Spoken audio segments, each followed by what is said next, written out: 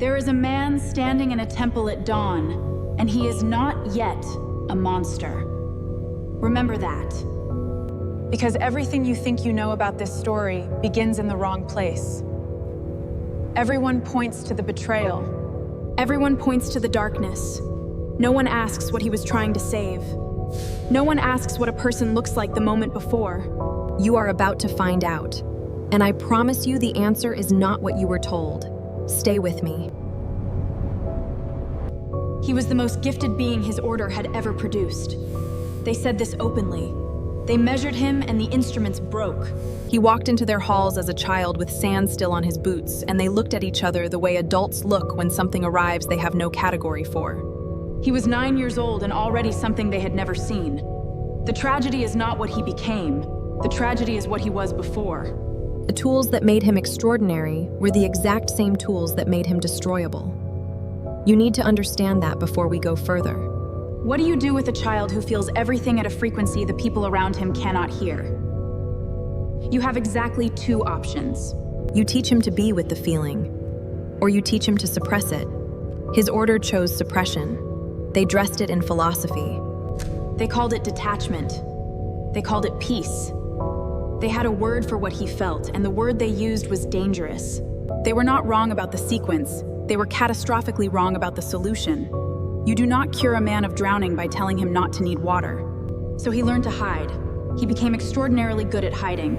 On the surface, he was everything they wanted. Disciplined, brilliant, loyal. Below the surface, he was carrying something they had told him was shameful. He loved someone. He loved her completely and without apology. The way people love when they have never been given permission to love halfway. And because he had been taught this love was a weakness, he could not speak about it openly. It lived in him as a secret. And secrets do not stay clean. Secrets grow. They convince you the world is divided into what is seen and what is true. The gap between them is yours to manage alone. Here is where the fear enters. She was gonna die. He knew this the way some people know things before they happen. He had seen his mother die. He had failed her. He had arrived too late and held her while she left, and the grief of it had never fully closed. Now the same knowing arrived again. Failure. A vision. A future that felt as certain as memory. And no one in his life had the language to help him sit with that. His teachers offered him detachment as medicine. Let go of what you fear to lose. But he could not. He would not. Because letting go felt like agreeing to her death. It felt like the same failure wearing different clothes. Now you are in the room with him. You are in his mind the night it happens. He is not choosing evil. Nobody chooses evil. They choose survival. They choose the option that feels like it contains the person they cannot imagine losing. A man with a different name offered him something, not power. What was offered was a door. A door that led to a world where death was not final. He walked through that door not because he was dark. He walked through it because he was terrified. And because nobody had taught him that terror can be held without being acted on. The first act on the other side of that door was not what he planned. It never is. The thing you do to save someone is almost never the thing that saves them. It is the thing that shows you who you are becoming. He did something that night that could not be undone. And in the seconds after, he understood that the version of himself who could go back no longer existed. This is the mechanism. This is the part no one talks about. It is not the darkness that traps you. It is the first irreversible act. Once done, it cannot be undone. You must build a story about yourself that justifies it. Otherwise, you cannot live inside your own mind. And he was always an extraordinary builder. So he built. He built a self that could contain what he had done. He named himself after it. He wore it like armor. And the armor was not a metaphor. The armor became literal. The outside finally matched the story he had been telling himself on the inside. There is something almost honest about that. The man in the mask finally aligned. He had spent years pretending to be peaceful while feeling everything. Now he pretended to be nothing while the feeling continued underneath, unchanged, unaddressed, exactly where he had left it. Here is what you need to understand about what was left. The love did not die. It could not die because it was not a thought. It was a structure. It was the load-bearing wall of who he was.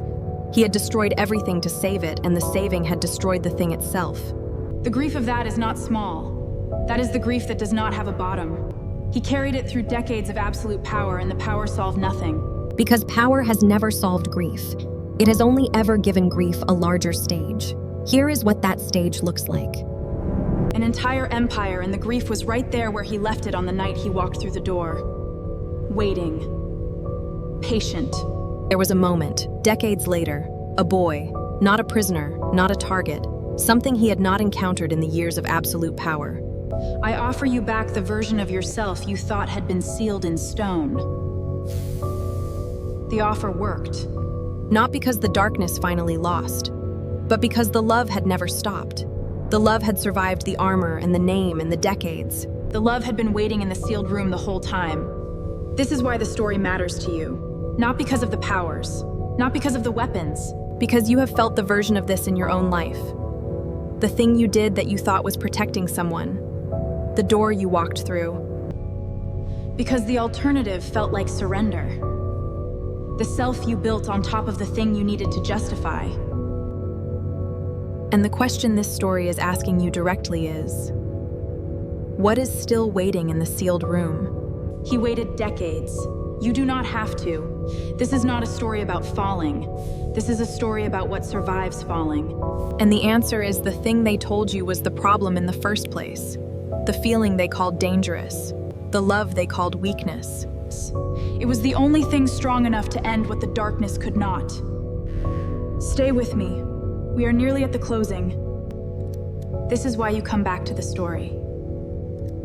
Because it contains a version of the question you are living. He was not uniquely weak. He was not uniquely dark. He was a person given impossible tools and no instruction for how to hold them without being held by them. You know someone like him. You may be someone like him. The capacity for both exists in the same person simultaneously. This is not fiction. What determines which version acts on a given day is not fate. It is the accumulation of small decisions in corridors where no one watches. He had that capacity in full. In both directions simultaneously. He became Darth Vader because he loved too much, and was taught too little about how to carry that love without being destroyed by it. Fear was not the origin, the love was the origin. The fear was what happened to the love when it was given no tools and no permission to exist openly. Teach the fear to swim. That is the whole lesson. That is the entire architecture of what went wrong and what could have gone differently. He arrived 9 years old with sand on his boots. He deserved better tools. That is not an excuse. It is the truth. The Order failed him. But he also had choices along the way that he did not take. The story holds both. That is precisely why it endures. Some things cannot be rebuilt from their original materials. Some things have to be rebuilt from what survived the fire. That is not lesser work. It is harder work. And the proof that it is possible is in the same story you came here for. He did it.